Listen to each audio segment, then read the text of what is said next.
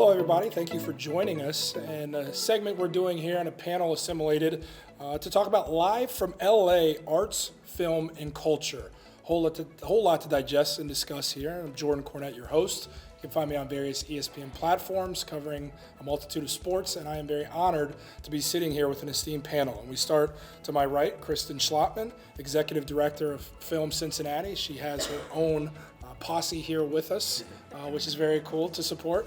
To my left, we have Alecia Kintner, President and CEO of ArtsWave, and alongside her, Billy Thomas, the co-founder of Cincy Nice. So in a lot of ways, this is kind of my wheelhouse, working in media, having a great appreciation for all that we've discussed today, but most especially working somewhat to a degree in a different part of media, in sports media. We've got film, we've got art, kind of intersecting here, so it'll be a fun conversation because Cincinnati, Alecia, starting with you, is a hotbed, and I'd like to say sleeping giant, but no, because it's very, very vibrant with what's going on in the art scene in Cincinnati. For those who don't know, tell us why this has become a destination for art. Well, Cincinnati is so unique because it's a great place to be a sports fan, but it's an equally great place to be an arts fan. We have major league arts organizations that have been around for a really long time, and we have an increasingly diverse and vibrant street scene and lots of community partners, a really vibrant creative economy and ecosystem. We have one of the oldest opera companies in the U.S., second only to the Met, the first theater founded for children in the nation, top 10 symphony orchestra in the Cincinnati Symphony, professional ballet company that just recruited Jody Gates, who was a principal ballerina with the Joffrey here in LA once upon a time. So we've got major league arts. Yeah, absolutely. It's worth noting that Alecia leads Greater Cincinnati's local arts agency and the country's largest United Arts Fund, which aggregated, are you ready for this, nearly $20 million in private and public funds. So if you don't believe it, I mean, the numbers and the resume speaks for itself. To her left, we mentioned Billy Thomas, the co-founder of Cincy Nice. Can you elaborate a little bit more, Billy, on what exactly the program and what you've got going on is? So Cincy Nice is all about making our city a more welcoming space. It is already an incredible city, so what can we do to make it more welcoming? And we do that by lifting up the beautiful culture that already exists and helping to create more platforms, especially for Black and brown artists in our city.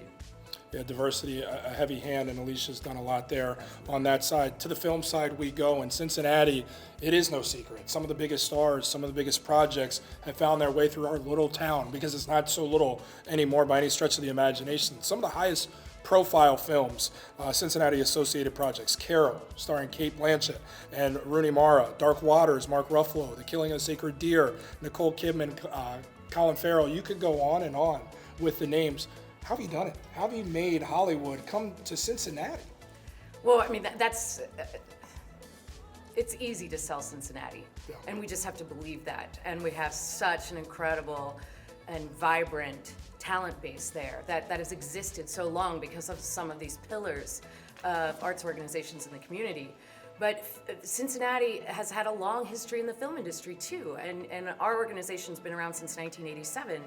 But what really catapulted Cincinnati to a world-class destination was the creation of tax credits. And tax credits are what attract major motion pictures to town. But what I'm most proud about Cincinnati is that every major motion picture that has come to the area to shoot has returned for a second or third, and sometimes eighth project. So that is a testament to the talent that they're able to access while they're in Cincinnati, to the quality of life they have while they're on the road. And to sell it is easy once I get them there. So it's just been such an honor and such a privilege. And I'm so excited to share with you that for 4 years running, we are on Movie Maker's top cities to live and work in the film industry. And we're number 1 in Ohio, but we're in the top 10 worldwide. And so you're right, it's not a secret anymore, but we just want to be out here in LA this week so people know that it's not just a world-class destination for sports, but that we also are a destination for production, and we welcome that business with open arms, and we're getting quite good at it. And once Leonardo DiCaprio wants to come and star in a movie as Joe Burrow, we know where he will head to. Leo's a little old, but... we'll think of somebody else. In reading about you, Kristen, and one of the things that jumped out to me on the page was one of your colleagues said, the thing about Kristen is she does not accept no. What did your colleague mean by that?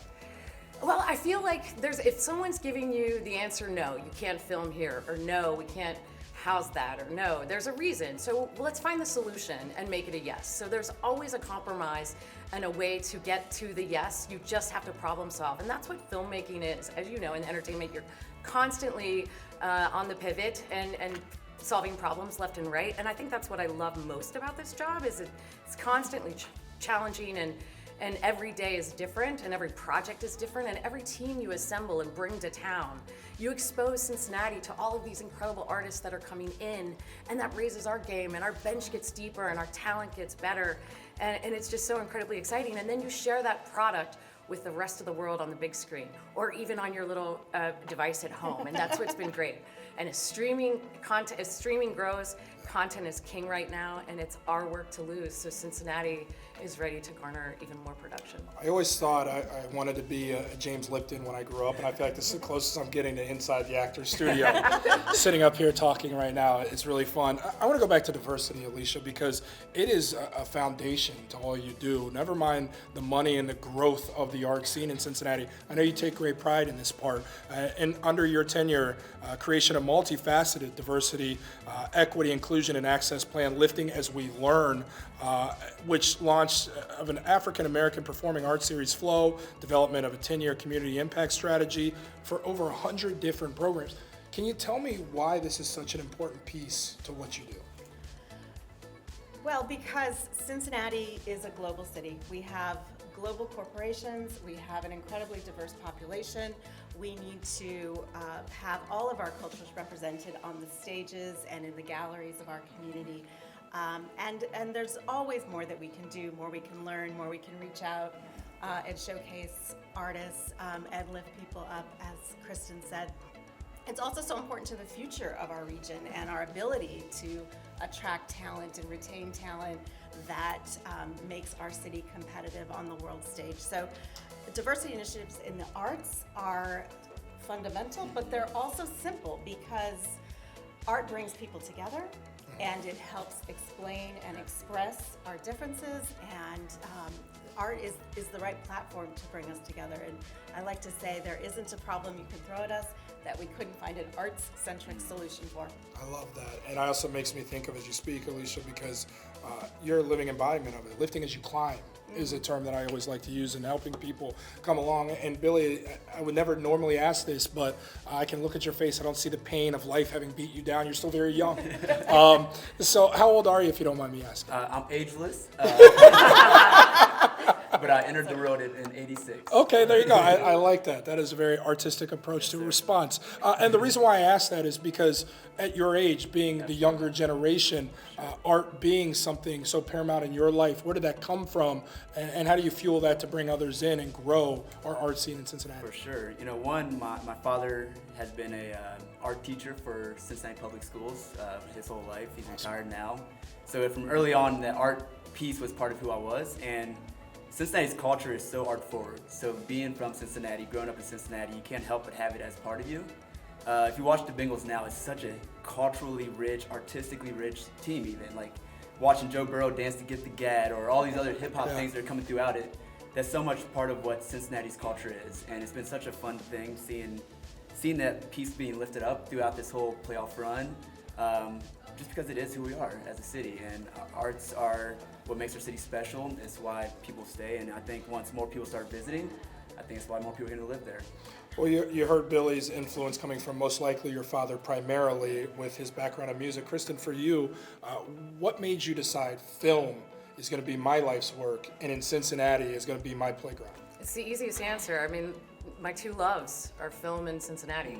So to be able to do both, it's what fuels me every day to get up. It's my passion. It's an honor and a privilege. And I feel, even at my age, and I probably look a little older than my friend here, but I should have said the whole group looks like life. No, is but I was going to say, it it's why I feel like it's just the beginning. You know, I don't feel like I'm at the end. I feel like it's just the beginning. Yeah, no, that's very true. What do you hope to see next with film? Is Cincinnati has become a destination.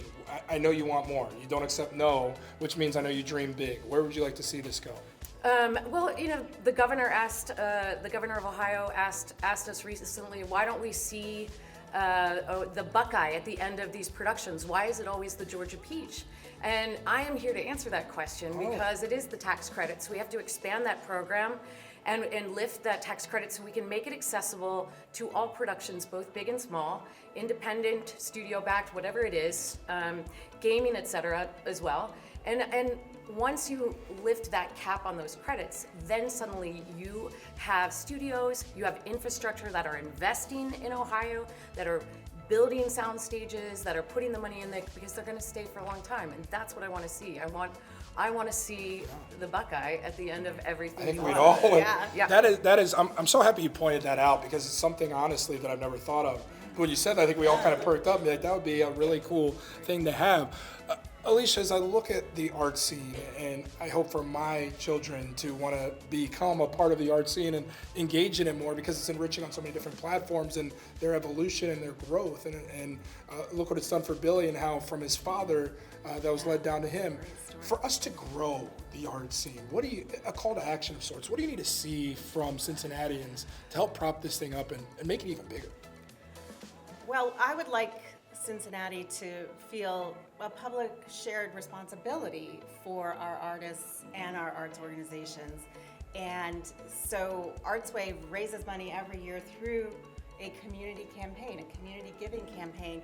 We need more people to join that campaign so that the dollars grow, so that we can make bigger investments in our cultural capital and our cultural assets and seed new things as well as increase the sustainability of what's here and ensure the permanence of some incredible cultural assets. Well, and I almost feel like we should take the lead of maybe Kristen over here because we were joking of her having a posse, but there are some younger generation in the room here today that were sporting Film Cincinnati because they have taken to your work and what you've done in the city of Cincinnati. How much pride do you take in?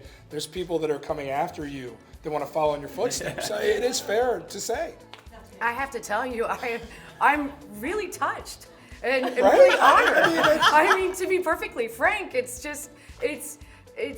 awesome, and it is just the beginning because these guys are going to go tell their friends, and then we're going to get more and more work to that area, and that's why they showed up, and that's the idea. But we wouldn't be able to do the work that we do without people like ArtsWave, and so that is so important. And I echo what she said because that enables us to let the rest of the world know what's going on in production, and I want those series there for 8 months at a time. I welcome the day when people are like, "Why are you blocking this street?" And I'll find out a solution. I will find a solution. Well, for the people that are in the room that did come to support Film Cincinnati, we don't unfortunately have the opportunity for them to be able to ask questions. Obviously, they'll get time afterwards with you. But it would be cool maybe to share a story of one of those Hollywood people, somebody that you had met before. Certain stories maybe you can't share, but whatever ones you can of like one of those big names that came in town that you impressed upon. Cincinnati is a really dope place. It is, and to be perfectly frank, I don't want to share too many of their secrets because I want them to keep coming back. But I do recall one day where Kate Blanchett turned to me, and I can't do her accent, and I'm not an actor, but she said, "My dear, I wasn't that excited when I heard Cincinnati, but what a pleasure. We will be back." I just thought, that's awesome. And I've been so fortunate to meet people, and the people I get most excited and geeked out about are rarely the stars, but more so the cinematographers or the cool directors. And one of the things that I think people don't realize is that 98% of our industry never walks or steps foot on a red carpet. These are the artists and the technicians and the crew people and the electricians and carpenters. I mean, we are all tradespeople creating this incredible work, and those are the people that I truly admire, and those are the people in Cincinnati that are working on these projects, and that's what's most important to me. The fun part is when the project comes out, but most of our day isn't sexy. No, 100%. As a producer for 10 years before I got in front of the camera, I have an immense appreciation for that. Art film, I mean, it's the spice of life. It's also the inner fabric of our beautiful city and just one of the other layers to what makes Cincinnati great. So Kristen, Alecia, Billy, we really appreciate the time. Keep doing great work. Thank you. Thank you.